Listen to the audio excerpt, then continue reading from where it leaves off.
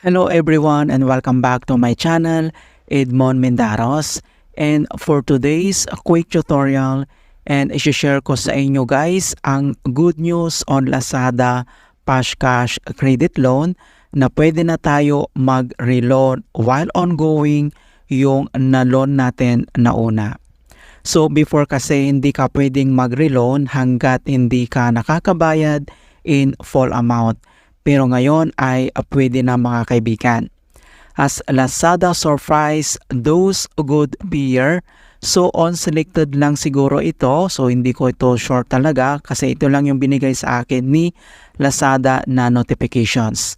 So kapag ikaw ay hindi na-relate sa pagbabayad on due date, ay bibigyan ka ng option na pwede ka ulit mag-reloan sa Pashcash Credit. And napansin ko din na mabilis na rin ang transferring ng withdrawal from Lazada wallet to any e-wallet katulad ng GCash. Same din na rin as my experience. Siguro kung good peer ka, mapa Lazada Pay Later man yan or loan, and then namomonitor nila mga kaibigan. Pero ang dami pa rin mga reklamo na ganito ganyan, bakit wala pa sa e-wallet ko? Madami din mga negative reviews, and then tawag lang sa customer service nila para mabigyan ka ng additional informations. Alright, so ipapakita ko lang sa inyo guys ang notifications or yung bagong update ni Lazada. So open lang natin ang ating Lazada applications, and then ganito yung binigay sa atin na options. So surprise, you can withdraw another loan. Due to your good repayment behavior, you can withdraw another loan, right? So dito naman sa kanyang process ay parehas lang kung ano yung ginagawa natin na pag-withdraw sa ating Pashcash. Dito ay same lang din. So i-click mo lang dito yung withdraw mga kaibigan. So pag click mo yan, and then madadirect tayo dito sa Pashcash withdrawal. So ito yung ating amount. So full amount ito, pwede mo itong i-edit kung magkano lang yung pwede mong i-withdraw dito. So ang minimum mga kaibigan is 2.5, and then yung maximum is 8.5 mga kaibigan, yung full amount 8.5 natin. So i-click mo lang tong cross icon na yan, and then pwede ka na maglagay dito ng amount. So for example, ganyan yung lalagay mo, yung selected amount.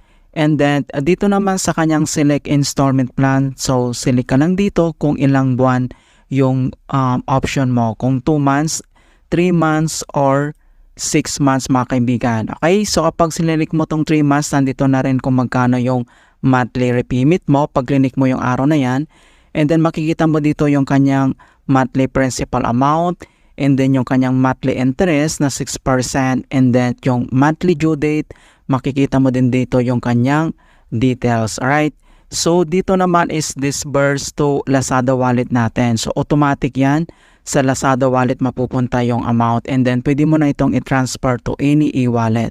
So dito naman sa kanyang loan purposes, so select ka lang dyan, andito yung pagpipilian mo na options kung saan mo pang gagamitan yung loan mga kaibigan.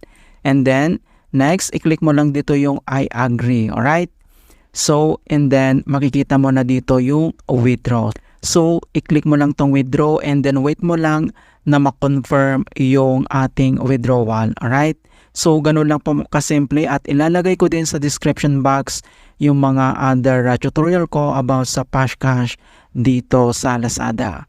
Alright, so ganun lang po kasimple mga kaibigan ang bagong update ni Lazada regarding dito sa Pashcash Credit Loan. Alright, so kung bago ka lang sa aking channel, please don't forget to like this video and subscribe to my channel for more quality content. Thank you guys, and see you in my next tutorial.